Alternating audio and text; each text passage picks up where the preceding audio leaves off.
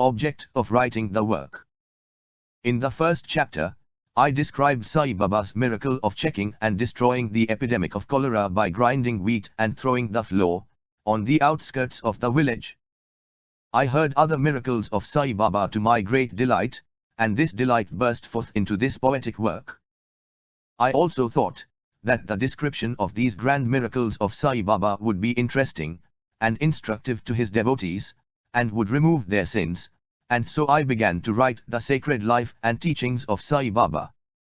The life of the saint is neither logical nor dialectical. It shows us the true and great path. Incapacity and boldness in undertaking the work. Hemadpant thought that he was not a fit person to undertake the work. He said, "I do not know the life of my intimate friend, nor do I know my own mind. Then how can I write the life of a saint or describe the nature of incarnations, which even the Vedas were unable to do? One must be a saint himself, before he could know other saints. Then how can I describe their glory? To write the life of a saint is the most difficult, though one may as well measure the depth of the water of the seven seas or enclose the sky with claw trappings." I knew that this was the most venturous undertaking, which might expose me to ridicule. I, therefore, invoked Sai Baba's grace. The premier poet saint of Maharashtra, Shri Maharaj, has stated that the Lord loves those who write the lives of saints, and the saints also have a peculiar method of their own of getting the service, which the devotees long for, successfully accomplished. The saints inspire the work. The devotee becomes only an indirect cause or instrument to achieve the end. For instance, in 1700 Shaka year, the poet Mahipti aspired to write the lives of saints. Saints inspired him, and got the work done, so also in 1800 Shaka year, Dasganu's service was accepted. The former wrote 4 works, Bhakta Vijaya, Santa Vijaya, Bhakta Leelamrit and Santa Kathamrik, while the latter wrote 2, Bhakta Leelamrit and Santa Kathamrik, in which the lives of modern saints were described. In chapters 31, 32, 33 of Bhakta Leelamrit and in chapter 57 of Santa Kathamrik, the sweet life and teachings of Sai Baba are very well depicted. These have been separately published in Sai Leela magazine, numbers 11 and 12, Vol. 17. The readers are advised to read these chapters. So also Sai Baba's wonderful Leelas are described in a small decent book named Shri Sainath Bhajna Mala by Mrs. Savikribai Raghunath Kendulkar of Bandra.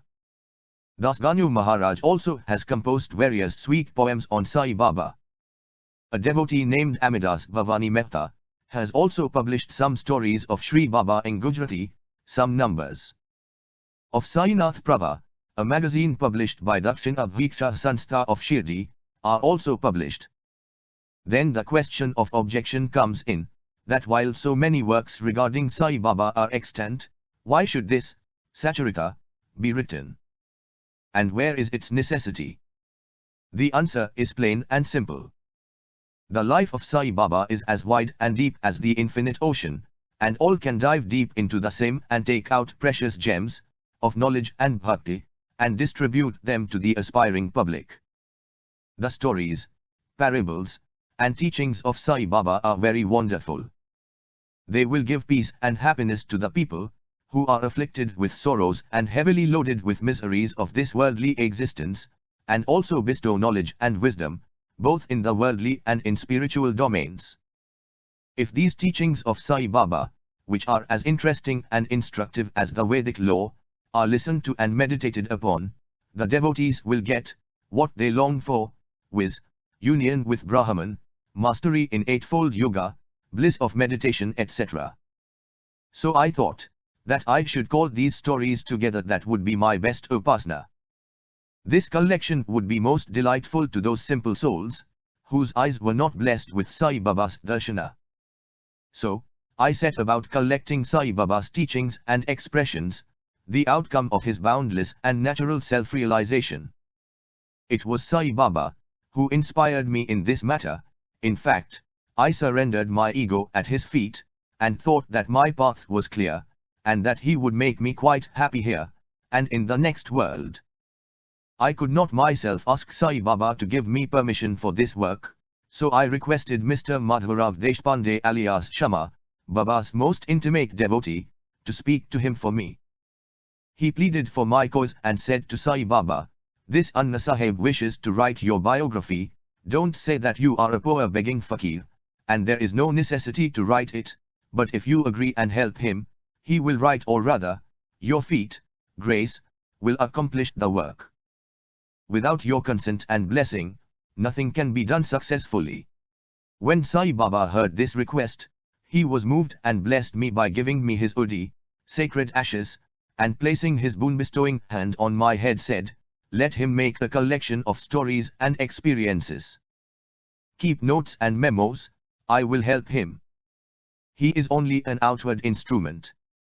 I should write myself my autobiography and satisfy the wishes of my devotees. He should get rid of his ego, place, or surrender it at my feet. He who acts like this in life, him I help the most. What of my life stories? I serve him in his house in all possible ways.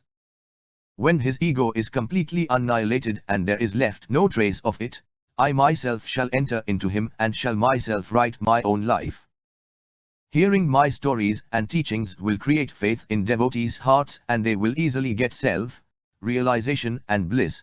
Let there be no insistence on establishing one's own view, no attempt to refute others' opinions, no discussions of pros and cons of any subject." The word, discussion, put me in mind of my promise to explain the story of my getting the title of Hemadpant, and now I begin to relate the same. I was on close friendly terms with Kaka Sahib Dikshit and Nana Sahib Chandorkar. They pressed me to go to Shirdi and have Baba's darshana, and I promised them to do so.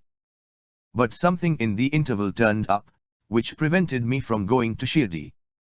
The son of a friend of mine at Lonavla fell ill. My friend tried all possible means, physical and spiritual, but the fever would not abate. At length he got his guru to sit by the bedside of his son, but this too was of no avail. Hearing this, I thought, what was the utility of the guru, if he could not save my friend's son? If the guru can't do anything for us, why should I go to Shirdi at all? Thinking in this way, I postponed my Shirdi trip, but the inevitable must happen, and it happened in my case as follows. Mr. Nana Sahib Chandorkar, who was a Prant officer, was going on tour to Basse. From Thana he came to Dada and was waiting for a train bound for Basse. In the meanwhile, a Bandra local turned up. He sat in it and came to Bandra, and sent for me and took me to task for putting off my Shirdi trip. Nana's argument for my Shirdi trip was convincing and delightful, and so I decided to start for Shirdi, the same night. I packed up my luggage and started for Shirdi. I planned to go to Dada and there to catch the train for Manmad, and so I booked myself for Dada and sat in the train. While the train was to start, a Mohammedan came hastily to my compartment and seeing all my paraphernalia, asked me where I was bound to. I told him my plan. He then suggested that I should straight go to Boribanda, and not get down at Dada, for the Manmad mail did not get down at Dada at all. If this little miracle or Leela had not happened, I would not have reached Shirdi next day as settled, and many doubts would have assailed me. But that was not to be. As fortune favored me, I reached Shirdi the next day before 9 or 10 am. Mr. Bhoi Sahib, Kaka, Dikshit was waiting for me there. This was in 1910 AD, when there was only one place, viz. Sarakes Wada for lodging pilgrim devotees. After alighting from the Tonga, I was anxious to have darshana, when the great devotee, Takya Sahib Nulkar returned from the masjid and said that Sai Baba was at the corner of the Wada, and that I should first get the preliminary darshana and then, after bath, see him at leisure. Hearing this I ran and prostrated before Baba, and then my joy knew no bounds. I found more than what Nana Chandorkar had told me. All my senses were satisfied and I forgot thirst and hunger. The moment I touched Sai Baba's feet, I began a new lease of life. I felt myself much obliged to those who spurred and helped me to get the darshana, and I considered them as my real relatives, and I cannot repay their debt. I only remember them and prostrate, mentally, before them. The peculiarity of Sai Baba's darshana, as I found it, is that by his darshana our thoughts are changed, the force of previous actions is abated and gradually non-attachment of dispassion towards worldly objects grows up. It is by the merit of actions in many past births that such darshana is got, and if only you see Sai Baba, really all the world becomes or assumes the form of Sai Baba. Hot discussion. On the first day of my arrival in Shirdi, there was a discussion between me and Bal Saheb Bhate regarding the necessity of a guru. I contended, why should we lose our freedom and submit to others? When we have to do our duty, why a guru is necessary? One must try his best and save himself. What can the guru do to a man who does nothing but sleeps indolently? Thus I pleaded free will, while Mr. Bhate took up the other side, viz., destiny, and said, whatever is bound to happen must happen, even great men have failed, man proposes one way, but God disposes the other, contrary, way. Brush aside your cleverness, pride or egoism won't help you. This discussion, with all its pros and cons, went on for an hour or so, and as usual no decision was arrived at. We had to stop the discussion ultimately as we were exhausted. The net result of this was that I lost my peace of mind and found that unless there is straw in body consciousness and egoism, there would be no discussion. In other words, it is egoism which breeds discussion. Then when we went to the masjid with others, Baba asked Kaka Saheb Dikshit the following. What was going on in the Sakes Wada? What was the discussion about? And staring at me, Baba further added, what did this Hemadpant say? Hearing these words, I was much surprised. The masjid was at a considerable distance from Sakes Wada where I was staying and where the discussion was going on. How could Baba know our discussion unless he be omniscient and inner ruler of us all? Significant and prophetic title. I began to think why Sai Baba should call me by the name Hemadpant. This word is a corrupt form of Hemadpant. This Hemadpant was a well-known minister of the kings Mahadev and Ramadev of Devgiri of the Yadav dynasty. He was very learned, good-natured and the author of good works, such as Ch2 Chintamani, dealing with spiritual subjects, and Raj Prashasti. He invented and started new methods of accounts and was the originator of the Modi, Maratha shorthand, script. But I was quite the opposite, an ignoramus, and of dull, mediocre intellect. So I could not understand why the name or title was conferred upon me, but thinking seriously upon it, I thought that the title was a dart to destroy my ego, so that I should always remain meek and humble. It was also a compliment paid to me for the cleverness in the discussion.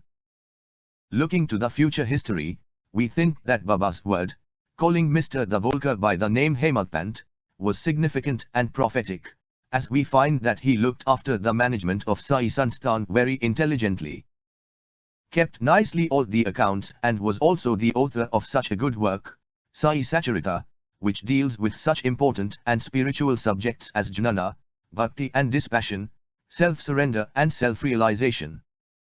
About the necessity of a guru. Hemadpant has left no note, no memo about what Baba said regarding this subject, but Kaka Saheb Dikshit has published his notes regarding this matter. Next day after Hemadpant's meeting with Sai Baba, Kaka Saheb went to Baba and asked whether he should leave Shirdi. Baba said, yes. Then someone asked, Baba, where to go? Baba said, high up. Then the man said, how is the way? Baba said, there are many ways leading there, there is one way also from here, Shirdi. The way is difficult. There are tigers and wolves in the jungles on the way. I, Kaka Saheb, asked, but Baba, what if we take a guide with us? Baba answered, then there is no difficulty. The guide will take you straight to your destination, avoiding wolves, tigers and ditches etc. On the way. If there be no guide, there is the danger of your being lost in the jungles or falling into ditches. Mr. Davolkar was present on this occasion and he thought that this was the answer Baba gave to the question whether Guru was a necessity, Wide Sai Leela Vol. I, number 5 page 47, and he thereupon took the hint that no discussion of the problem, whether man is free or bound, is of any use in spiritual matters, but that on the contrary real paramartha is possible only as the result of the teachings of the Guru. As is illustrated in this chapter of the original work in the instances of great avatars like Rama and Krishna, who had to submit themselves to their Gurus, Vasishtha and Sandipani respectively. Forgetting self, realization and that the only virtues necessary for such progress are faith and patience. Bow to Shri Sai, peace be to all.